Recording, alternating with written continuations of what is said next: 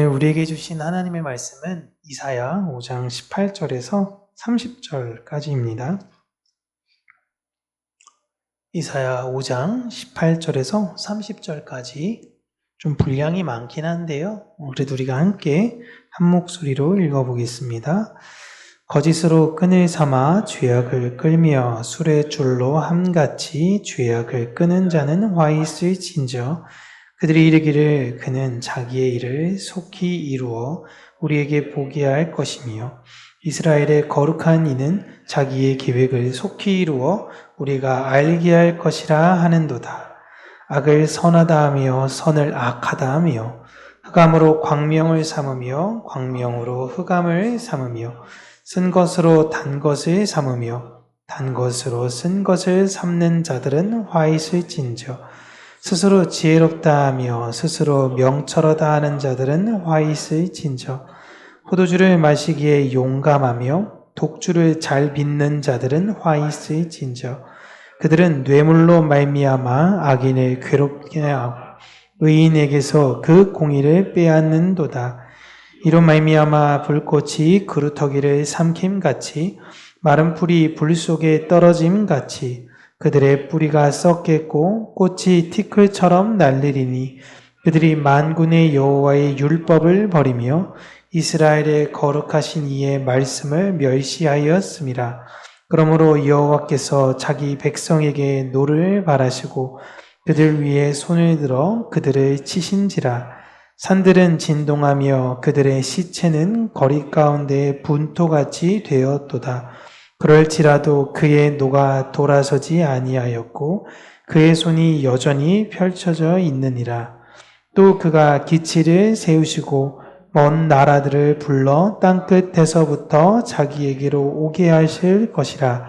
보라, 그들이 빨리 달려올 것이로되 그 중에 곤핍하여 넘어지는 자도 없을 것이며 조는 자나 자는 자도 없을 것이며 그들의 허리띠는 풀리지 아니하며 그들의 등금매는 끊어지지 아니하며 그들의 화살은 날카롭고 모든 활은 당겨졌으며 그들의 말굽은 부싯돌 같고 병거 박히는 회오리 바람 같을 것이며 그들의 부르짖음은 암사자 같을 것이요 그들의 소리 지름은 어린 사자들과 같을 것이라.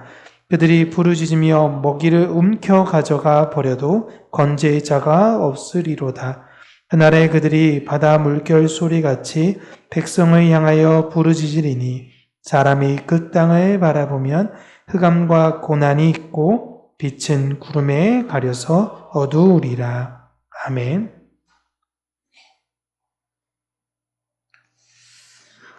우리 지난주부터 하나님께서 죄와 동행하는 사회에 내린 경고에 대해서 우리가 함께 나누었는데요. 지난번 말씀을 한번 잠깐 요약해서 말씀드리면 한번 넘겨주시겠어요? 사람들이 이제 돈만 생기면 하나님께서는 너희들에게 줬던 그 축복을 가지고 다른 이웃들에게 그 사랑을 나누기를 원했는데 사람들은 그 돈 가지고 집을 사고 땅을 사고 자신의 유익을 위해서만 살아갔던 그들에게 하나님께서 경고하셨던 내용이 나와 있습니다. 어찌 보면 그 이사야 당시에 이스라엘 사람들의 모습이 어쩜 이 시대와도 닮아 있는 것을 우리는 발견하게 되었죠. 이번 주는 이제 17절 이후로 18절부터 나타나는 이스라엘 모습과 하나님의 경고를 다시 한번 우리가 살펴보도록 할 텐데요. 제가 여러 번에 걸쳐서 오늘 본문의 내용을 계속 읽었을 때에 참 마음이 많이 불편하고 무겁고 참 어렵더라고요. 참 말로는 참 쉬운 것 같다라고 하지만 실질적으로 우리의 신앙이 왜 이렇게 되었을까? 이들의 신앙은 왜 이렇게 무너졌을까라는 걸 생각하고 하나님께서 그 마지막으로 그들을 어떻게 징계내실까라는 그런 내용을 볼 때 마음이 참 무거웠습니다. 사람들은 이렇게 하나님이 없어도 잘 살 수 있다고 생각을 합니다. 하나님 안 믿는 사람들 말고 하나님 믿는 사람들도 어찌 보면 하나님이 내 인생 가운데 그닥 이렇게 드라마틱하게 개입하신다라고 생각하지 못하고 느끼지 못하는 사람들이 많이 있는 것 같아요. 그래서 할 수만 있으면 더 많이 가지려고 애쓰고 더 많이 즐기려고 애쓰고 더 넓게 차지하려고 애씁니다. 그러나 그 결과가 무엇이냐라고 할 때 가득 채운 것 같은데 빈 것과 같은 마음이라는 거죠.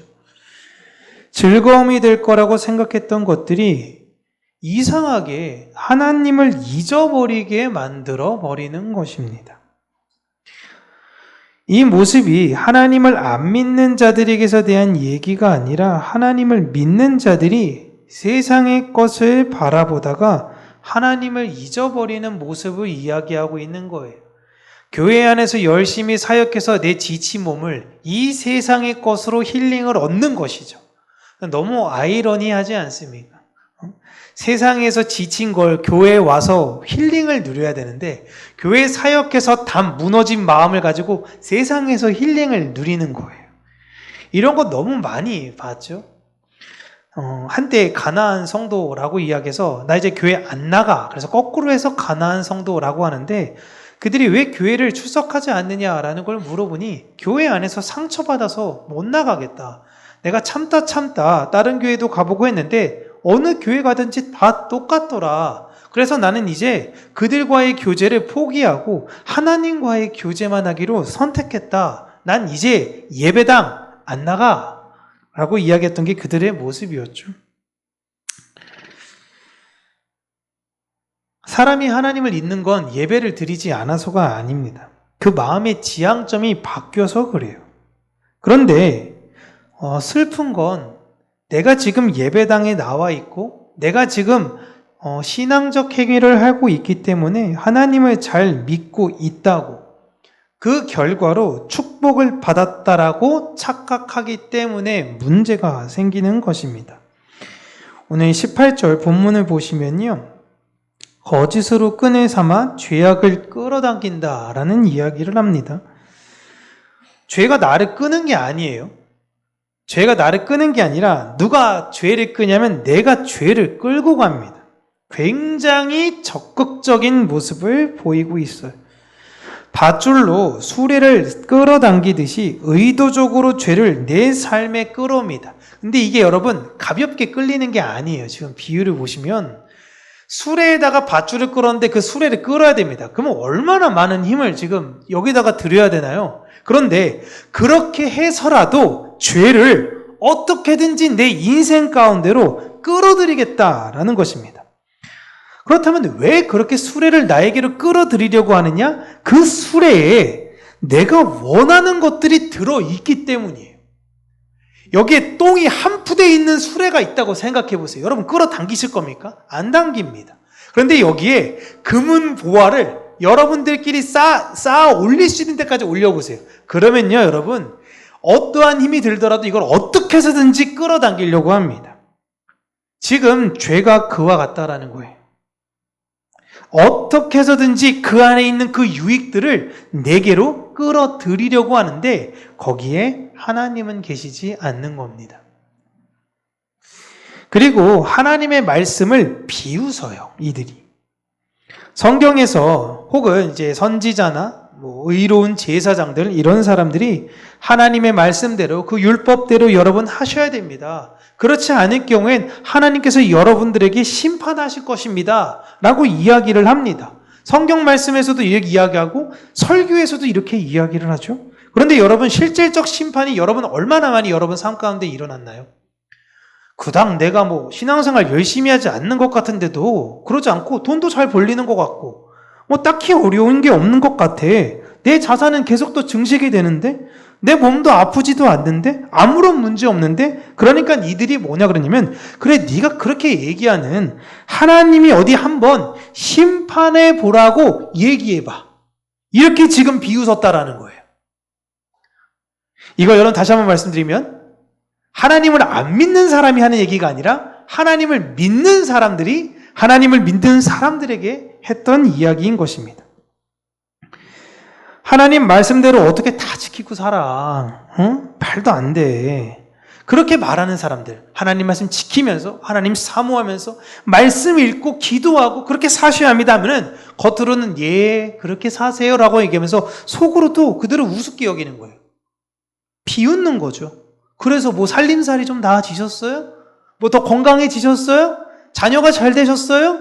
뭐가 그렇게 잘 됐는데요? 그러면서 속으론 그의 말 그리고 그렇게 역사하실 하나님을 비웃는다라는 것입니다. 하나님이 이러한 사람들을 심판하시겠다라고 말씀하세요. 그래도 비웃어요. 그렇게 여러분 나중에 이런 분들을 만약에 마주할 수가 있습니다. 마주하게 되시거든요. 분노하지 마시고 또 그렇다고 해서 그들을 지나치게 설득하려고 여러분 마음 다 상해가면서 애쓰지 마시고요. 그 사람들을 과연 어떻게 하나님이 다루시는가를 조용히 지켜보세요. 조용히 지켜보셔야 돼요. 논리라는 게 여러분 절대 아닙니다. 조용히 지켜보세요. 이 사람의 특징을 그 뒤로도 계속 나열하는데 어둠을 빛, 그리고 빛을 어둠이라고 이야기합니다. 세상의 것을 사랑하는 것, 세상의 것을 닮으려고 하는 것, 이게 진짜 내 인생의 빛이다라는 겁니다. 하나님의 말씀에 순종해서 내 걸 희생하고 나눠주고 이렇게 사는 삶은 찌질해. 어두운 거야 라는 거예요.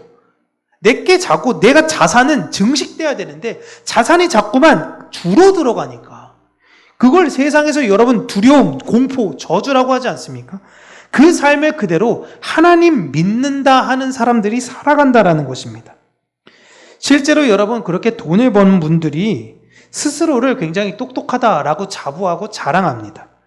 여러분 지금 부동산 정책이 하루아침 이렇게 바뀌니까 사람들이 어쩔 줄 몰라가지고 대혼란을 느끼고 있어요. 왜? 그동안에는 이렇게 하면 이렇게 된다라는 공식이 있는데 갑자기 공식을 파괴하려고 하는 거예요. 그러니까 막 난리가 나는 겁니다. 한때 예전에도 시험이 수학능력 시험이라는 게 생겼어요. 원래 그전에는 본고사라는 걸 봤는데요. 갑자기 수능이라는 걸 본대요. 그러니까 교육을 다 파괴하는 것 같은 거예요. 그냥 기존에 이거에 잘 적응했던 사람들이 막 난리가 났던 것입니다. 그런데 그렇게 똑똑하다라고 주장했던 사람들이 시스템이 바뀌니까 어떻게 돼요? 자신이 알고 있는 지혜와 자신이 알고 있던 지식이 다 무너지니까 불안하게 되더라라는 것입니다. 지금 여러분 가장 불안해한 사람은 집 없는 사람이 아니에요. 집 많은 사람들이 너무 불안해하고 있어요. 야, 이거 큰일 났다. 어떡하냐.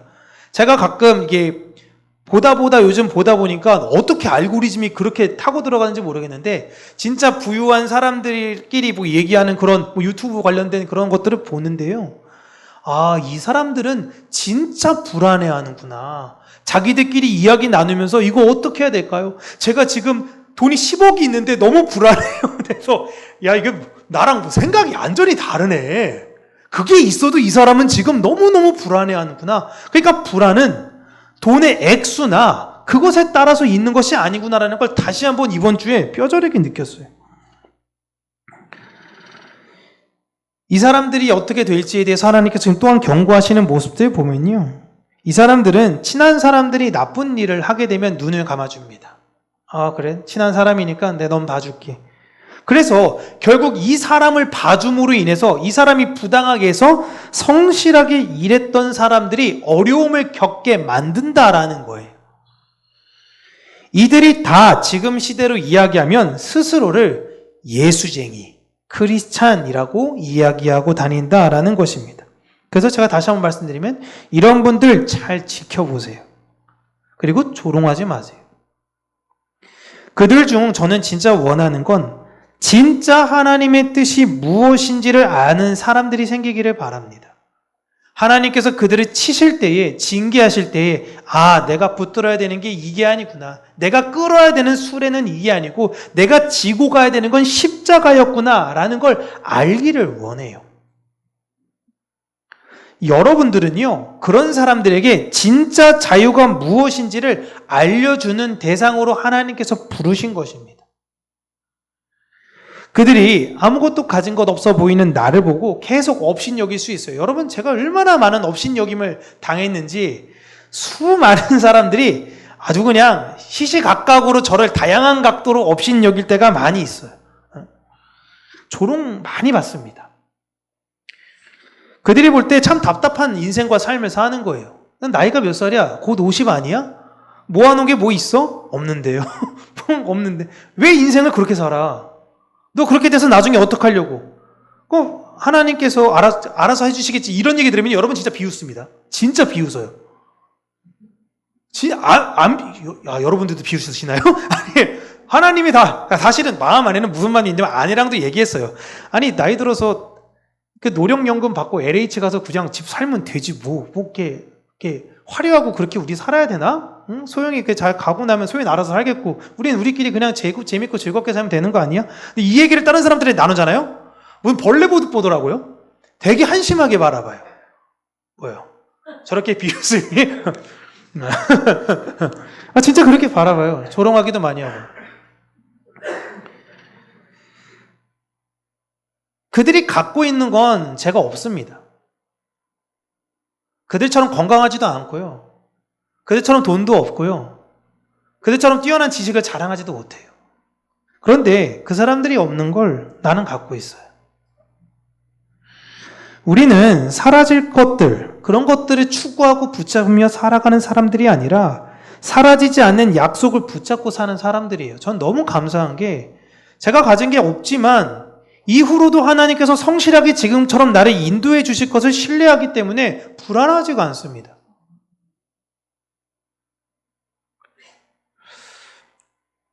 그런데 이제 사람들은 아무래도 이제 상류층들이 사는 모습을 보면 그것을 동경하고 그것을 따라가는 사람들이 생길 수밖에 없죠. 솔로몬의 한마디 한 것과 동네 아저씨가 한마디 한 게 내용이 같다라고 하더라도 사람들이 받아들이는 무게가 너무 다릅니다. 그러다 보니 사람들이 다 그 부자의 말에 귀를 기울이게 되고 그러한 삶을 따라가려고 하는 것이 하나님의 율법이 있는데 그 율법이 제대로 지켜지지 않아요. 그러면 부자가 될 수가 없거든요. 그러니 지키는 사람들만 바보가 되는 것입니다. 정의가 무너지고 공의가 사라지고 의인들이 억울한 일이 어쩌다가 생기는 게 아니라 그냥 그게 기본값이 된 사회가 되어져 버린 거예요. 의롭게 살아, 공의롭게 살아. 그러면 너는 필히 가난한 삶을 살게 될 거야. 아니면 그냥 중간에서 어중이 떠중이로 살게 될 거야. 너 그런 인생 살고 싶어? 인생 한 번 사는 건데 부유하게 살아야지, 멋있게 살아야지, 자랑하면서 살아야지. 무엇으로 자랑할래? 하나님의 율법? 보이지 않는 것 그런 거 말고 가시적으로 눈에 보이는 것으로 자랑해야 되는 거 아니냐? 라는 것을 예수 안 믿는 사람들이 하는 게 아니라 예수 믿는 사람이 예수 믿는 사람들에게 이야기한다라는 것입니다. 그게 기본값이 되었다라는 거예요. 그래서 교회 다니는 사람들이 세상 사람들과 사실 추구하는 바를 구분할 수가 없는 거예요. 모여서 그들이 하는 얘기가 세상 친구들과 만났을 때 얘기가 차이가 없어요. 교회 안에서도 서로가 나누는 내용들 보면요. 편법과 불법들. 어떻게 하면 이 땅의 것 하나라도 더 남길 수 있는가라는 그런 노하우, 그런 집착. 이러한 말들을 크리스찬에서 하나님의 뜻, 하나님의 방법대로 사는 것 이것보다 더 자연스럽게 얘기했던 시대가 바로 이사야 시대였다라는 것입니다.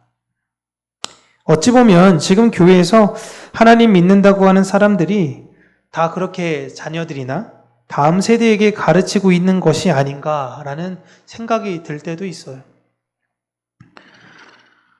저는 그렇게 생각했으면 좋겠어요. 많이 제가 부교육자 때 교회 고등부 교사가 아이들 앉혀놓고 이제 이런 얘기를 하는데 너희들 열심히 공부해야 된다. 공부하지 않으면 나처럼 돼. 막 이런 얘기를 하거든요. 그런 쓸데없는 얘기를 왜 하면서 그냥 웃고 넘어가자 하는 이야기인데 그게 중요한 게 아니에요. 그래서 저 이런 거죠. 너희들 세상 것만 쫓고 세상 것만 바라보면 나처럼 돼? 라는 사람을 여러분들이 보실 수 있을 거예요. 내가 세상 게 아무것도 없지만 너희들만은 꼭 예수를 붙들고 살았으면 좋겠다라는 이야기를 우리는 나누어야 한다라는 것입니다. 어린 아이들이 볼 때 저 사람은 진짜 아무것도 없는 것 같아. 근데 그 안에 있는 그 평안을 배우고 싶고 그가 가진 예수 그리스도를 향한 그 마음을 아이들이 배우고 싶게끔 해야 된다라는 거예요. 이건 세상에서 가르쳐 줄 수도 없는 것이에요. 그렇게 자신이 죄에 속한지도 모르고 당연하게 했던 신앙생활이 슬프게도 알고 보니 하나님의 뜻과 정반대인 경우가 너무 많이 있는 것입니다. 교회 안에서도 사실 이런 신앙적인 걸로 자랑하시는 분들이 계시기도 하죠. 저도 예전에 그랬던 적도 있고, 내가 뭘 했더니 하나님이 이런 복을 주셨어요. 너도 그러니까 이렇게 기도하고 이렇게 금식하고 헌금하고 뭐 어떻게 이렇게 얘기하면 하나님이 너에게 복 주실 거야.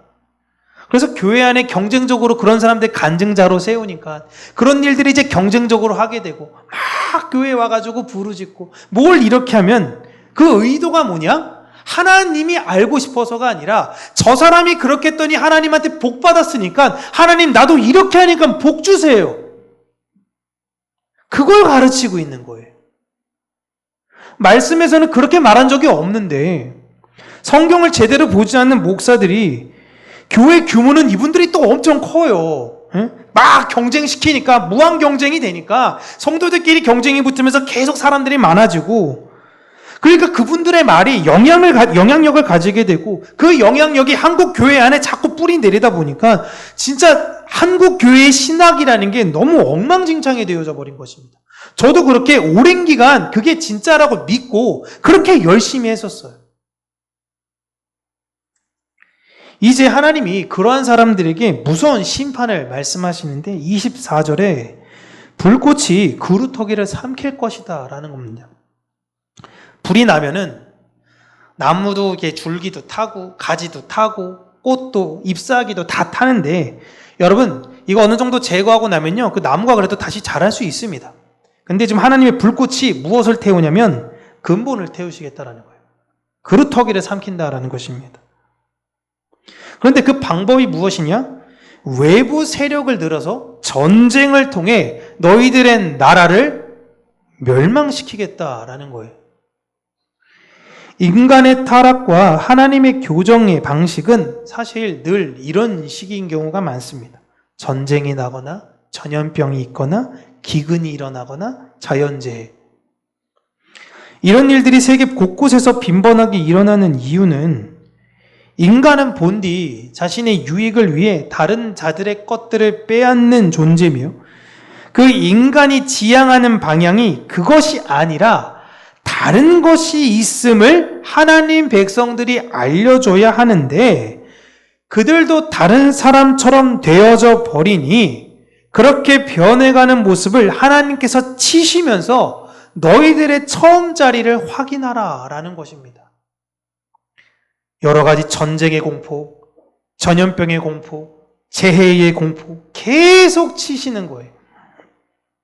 그런데 하나님 백성들이 눈과 귀가 완전히 멀어서 그런 현상이 일어나면요 어떻게 되냐면 하나님 내가 하나님의 뜻대로 이제 살겠습니다 라는 것이 아니라 내 것 뺏길까 봐 더 두려워하게 된다라는 것입니다.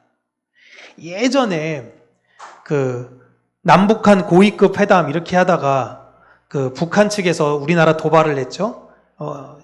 여기서 서울이 멀지 않습니다. 막 이렇게 하면서 포 쏘면 그냥 다 불받아 된다고 막 이야기해서 지금 전쟁하자는 거요? 막 이래가지고 이게 방송에 한번 타갔더니 어떻게 되냐면 사람들이 먹을 걸 다 사재기하기 시작하는데 어느 쪽에서 가장 많이 나갔냐? 강남에서 엄청나게 사람들이 많이 사재기를 하는 거예요. 너무 무섭죠. 여러분 미국에 있는 부자들은 언제 폭동이 일어날지 몰라 두려워서요. 자신들만의 벙커를 몇백억 들여가지고 지어놨대요. 어디 있는지도 몰라요. 거기에 모든 시설이 다 완비되어 있대요. 이거를 파는 사람들이 있더라고요. 이거 자 오셔서 이렇게 무슨 상품 보듯이 자 10억짜리, 50억짜리, 100억짜리 이렇게 해가지고 상품을 막 부유한 사람들한테 팔더라고요. 벙커 이렇게 있습니다. 다 완비되어 있습니다. 폭동이 나거나 재해 날 때도 핵폭탄 떨어져도 끄떡없습니다. 완판. 가장 비싼 건 다 완판이래요. 이런 거 빼앗길까 봐 더 두려워하게 된다라는 겁니다. 여러분 세상은 그럴 수 있어요. 세상 사람들은. 근데 하나님을 가진 사람들, 예수 그리스도를 가진 사람들은 이거를 안 뺏기기 위한 애씀이 그 삶 가운데 나와야 된다라는 것입니다. 우리는 역사 속에 일어나는 모든 일들이 우연이 아니라 하나님의 심판이시며 하나님의 뜻인 것을 알아야 해요. 왜 전쟁이 이렇게 일어날까? 에이그 저 미친놈, 에이그 저 정신 빠진 놈 때문에 지금 이렇게 세상이 다 어지러운 거야.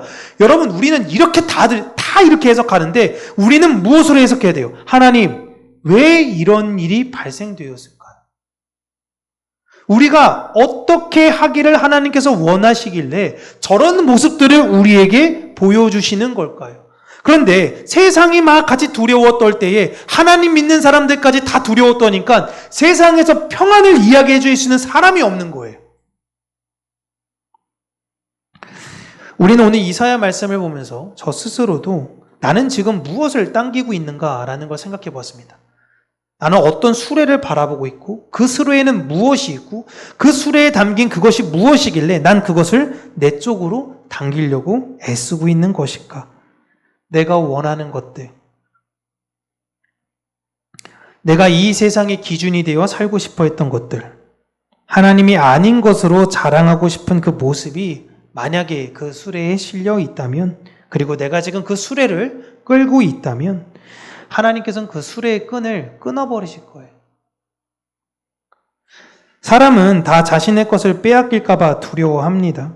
그러나 빼앗길 것을 여러분 생각하는 것이 아니라 내가 지켜야 하는 것이 무엇인지를 우리는 생각해야 되는 사람들이에요. 우리는 이 질문을 평생 숙제로 받았습니다.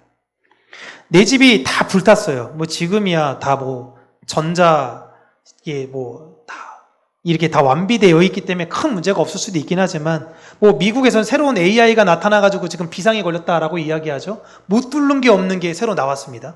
그래서 이거 지금 일단은 공개 안 하고 자기들 은행이랑 금융권 사람들만 미국에서 따로 모여가지고 이거 일단 방어할 수 있는 걸 만들어놔. 그 다음에 우리가 이거 할게. 그러면 자기들은 다 방어하고 우리는 못 방어해요. 그럼 뚫는 거예요. 그러니까 자기네가 방어될 때까지는 두자라고 이야기했습니다.